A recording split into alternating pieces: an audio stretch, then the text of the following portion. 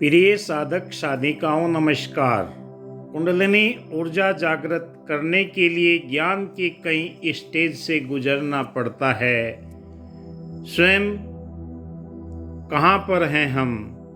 प्रश्न स्वाभाविक है कि परमात्मा एक है, निराकार है, निर्गुण है, निर्मल है और ज्ञान भी एक ही है, जो हमें सभी ज्ञानवान संतों से आनंद की इतनी अवस्था में फर्क क्यों पड़ता है। कुंडलिनी जागरण में मूलाधार, स्वादिष्ठान, मणिपुर, अनहद, विशुद्धि, आज्ञा, साहस चक्र, यही मनुष्य के जीवन के अंदर ऊर्जा के केंद्र हैं, जिससे कुंडलिनी जागरण की प्रक्रिया कई ज्ञान के सोपानों से होकर गुजरती है। कुंडलिनी जागरण गहन आध्यात्मिक अनुभव है। ये एक ऐसी यात्रा है जिसमें व्यक्ति अपनी चेतना को नए आयामों में ले जाता है। यह यात्रा कई सोपानों से होकर गुजरती है। कुंडलिनी जागरण की कुछ प्रमुख सोपान हमें अवगत कराते हैं कि आत्म अनुसंधान, यह यात्रा पहला और सबसे महत्वपूर्ण सोपान है, जिसमें व्यक्ति अपने भीतर झांकता है और अपनी भावनाओं, विचारों और शरीर को समझने का प्रयास करता है। ध्यान और योग, सुमरन और हमारे जीवन के अंदर ध्यान और योग कुंडलिनी जागरण के लिए महत्वपूर्ण साधन है। इसके माध्यम से व्यक्ति अपनी चेतना को केंद्रित करता है, अपनी ऊर्जा को संतुलित करता है। गुरु का मार्गदर्शन, एक अनुभवी गुरु के माध्यम से हमें ज्ञान के इन सोपानों का पता लगता है कि हम कुंडलिनी जागरण की किस अवस्था में पहुंच रहे हैं। किताबों के अंदर, वीडियो के अंदर ज्ञान भरा पड़ा है, पर जो हमारा मार्गदर्शन करता है, हमारी शंकाओं का समाधान करता है, वही गुरु हमें मार्गदर्शन दे सकता है। शरीर में मानसिक और शारीरिक शुद्धि कुंडलिनी जागरण के माध्यम से ही हो पाती है। नियमित व्यायाम, संतुलित आहार और सकारात्मक सोच की प्रक्रिया हमें सुगम बनाती है। सातों चक्रों का जागरण, कुंडलिनी जागरण में सातों चक्रों को जागृत करना एक महत्वपूर्ण लक्ष्य है। प्रत्येक चक्र पर शरीर में एक विशिष्ट ऊर्जा केंद्र होते हैं। कुंडलिनी शक्ति का उदय, जब सभी चक्र जागृत होते हैं तो कुंडलिनी शक्ति का उदय, यह एक शक्तिशाली अनुभव है। व्यक्ति परमानंद की अनुभूति करता है, एकत्व का अनुभव करता है। अंतिम लक्ष्य एकत्व का अनुभव करना।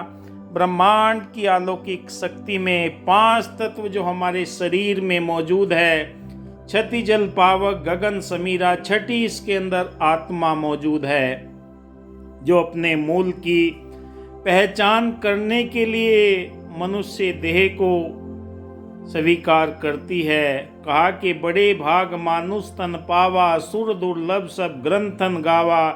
ग्रंथों के अंदर लिखा, बड़े भाग्य से मनुष्य तन मिला है। निद्रा भोजन भोग वह नर पशु एक समान, ज्ञान अधिक है नरन में, ज्ञान बिना पशु जान। ज्ञान, पवित्रता, प्रेम, शांति, सुख, शक्ति हमारे जीवन में तभी पदार्पण कर पाती है जब हम ज्ञान की सोपानों को समझने का प्रयास करते हैं। हम किस ज्ञान की स्टेज में अपने आप को पाते हैं और वही हमारे जीवन के अंदर मार्गदर्शन करता है।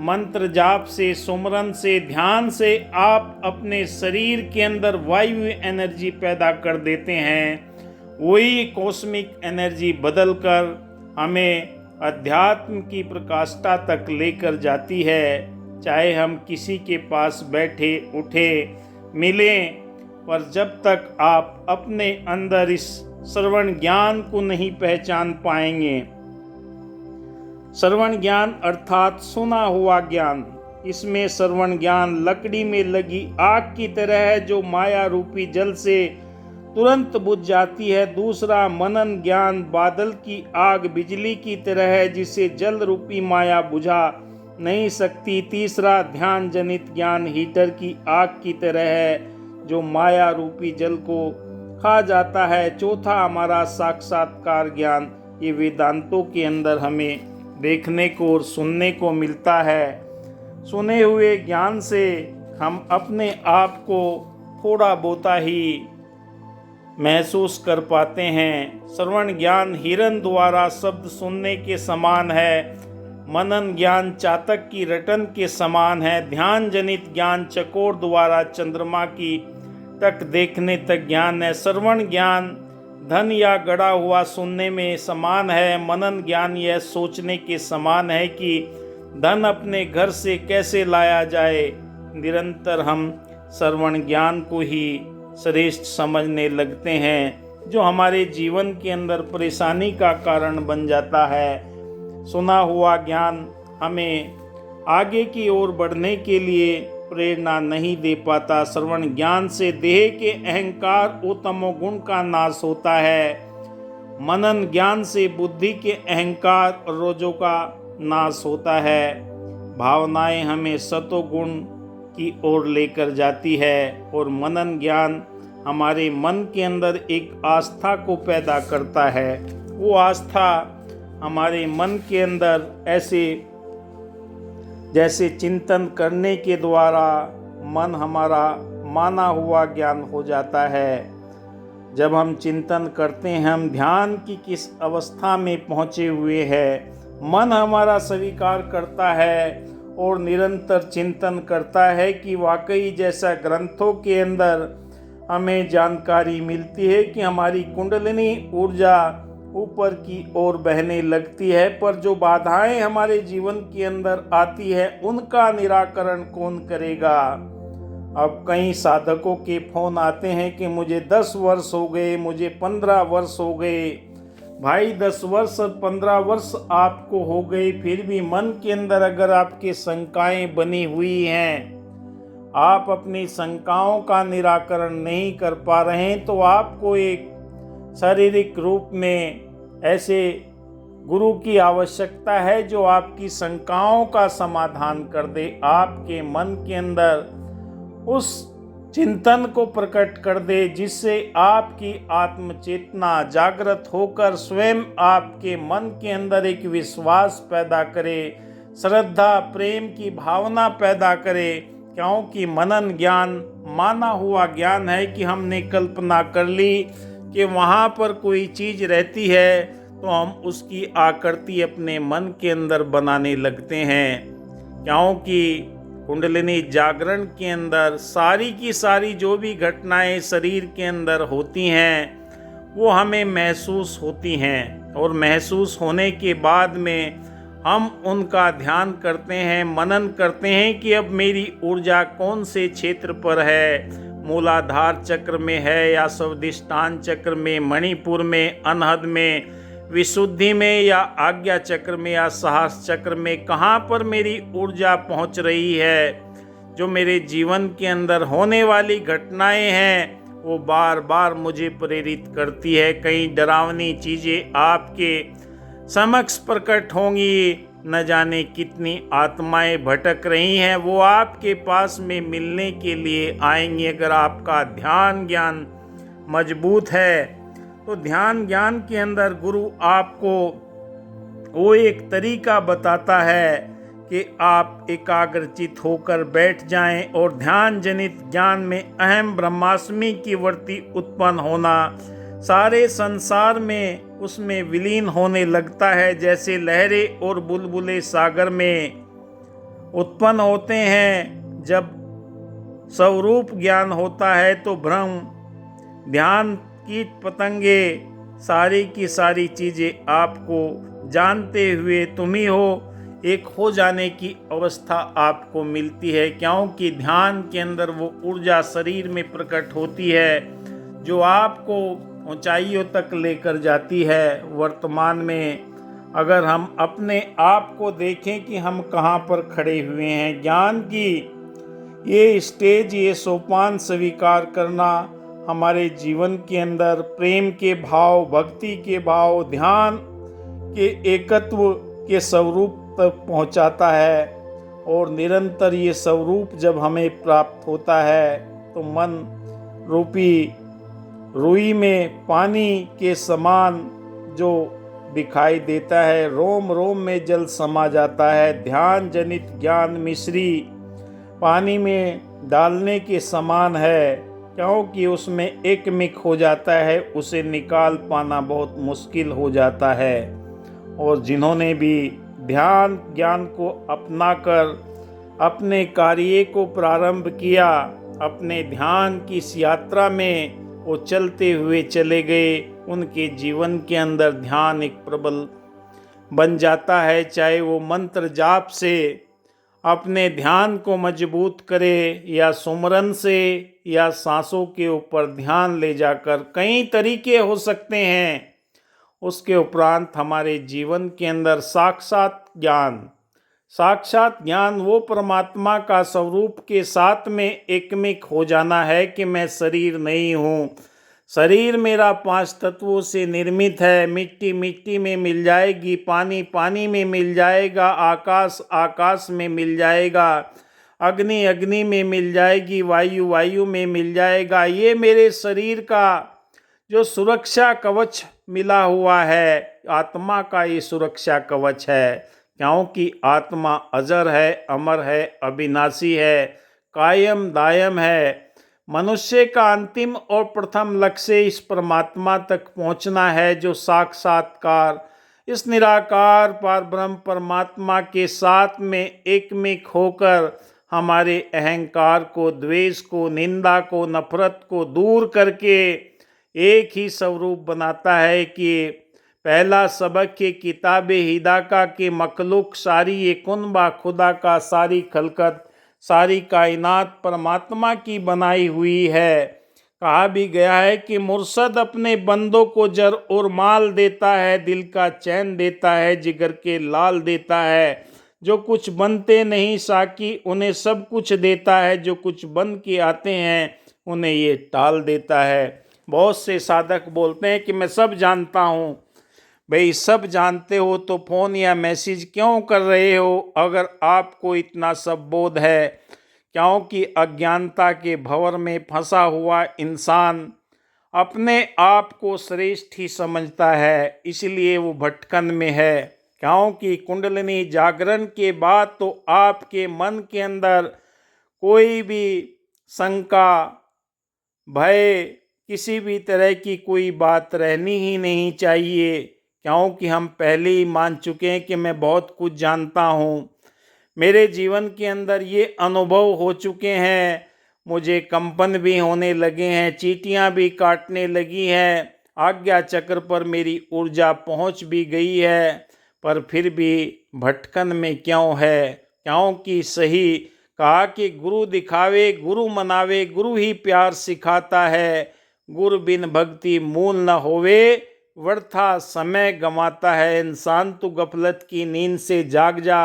अगर समय रहते हुए तूने परम पिता परमात्मा के साथ में अपनी लीव नहीं जोड़ी, अपना नाता नहीं जोड़ा, तो तेरा संसार के अंदर आवागमन का चक्र चलता रहेगा। बार बार माँ के गर्भ में जन्म लेकर और चिता पर लेटकर तुझे जाना पड़ेगा। अगर समय रहते हुए तूने अपने मूल की पहचान कर ली तो तेरा ये आवागमन समाप्त हो जाएगा।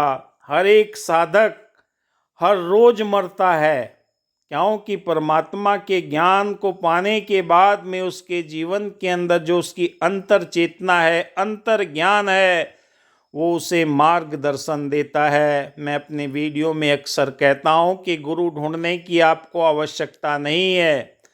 आप अपने शरीर को जागृत कीजिए। जब शरीर आपका जागृत हो जाएगा, अपने आप आपकी अंतर चेतना आपको गुरु तक लेकर जाएगी। कोई दिखावे की बात नहीं है। कहा कि दुनिया की दुकानों में सजावट ही सजावट है, जमाने की मोहब्बत में बनावट ही बनावट है।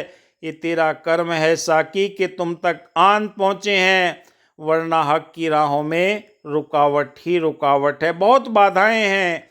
मन को भ्रमित करने के लिए हमारा मन ही काफ़ी है कि इससे भी पूछ लूँ, उससे भी पूछ लूँ। अब एक साधक का फ़ोन आया, उसने कहा कि मैं 30 गुरुओं के पास जा चुका हूँ, कोई ये मंत्र बताता है, कोई तंत्र बताता है, कोई ये इतने दिन की साधना बताता है। भाई आप कुंडलिनी जागरण के इस मार्ग में चले हो तो परम पिता परमात्मा आपको स्वयं ही समय रहते हुए ज्ञान का बोध कराएगा और उसकी कृपा दृष्टि आपके ऊपर है। आप सही दिशा में चल रहे हैं तो दुनिया की कोई ताकत नहीं कि आपकी कुंडलिनी ऊर्जा को जागृत करके आपके जीवन के अंदर सत्यचित आनंद की अनुभूति प्रदान ना करे। विवेकानंद जी का उदाहरण आता है, उन्होंने भी न जाने कितने गुरु किए। जब रामकृष्ण परमहंस जी के पास में पहुँचे, क्या परमात्मा को जानते हो? कि हाँ जानता हूँ, जैसे मैं आपको देख रहा हूँ परमात्मा को ऐसे हर पल देखता हूँ। ऐसा ही ज्ञान जब आपके जीवन में आता है तो आपको वो तत्व बोध हो जाता है, आपको शक्ति मिलने लगती है, वो ऊर्जा परमात्मा आपको प्रदान करने लगता है। आपका तीसरा नेत्र जागृत हो जाता है जो आपको भले बुरे के अंदर भेद करने की क्षमता प्रदान करता है। जब तक हम अपने आप से नहीं पूछेंगे, दूसरों के पास तो भटकन ही भटकन है। दुनिया में कहीं भी चले जाओ, कोई न कोई आपको आपके मार्ग से भटकाने के लिए बहुत तरीके बताएगा, पर जब आप उनसे पूछेंगे क्या मेरा मार्ग सही चल रहा है, सही दिशा में हो, कोई आपको सही जवाब नहीं देगा। इसलिए अपने आप से पूछें कि मैं कहाँ पर खड़ा हूँ,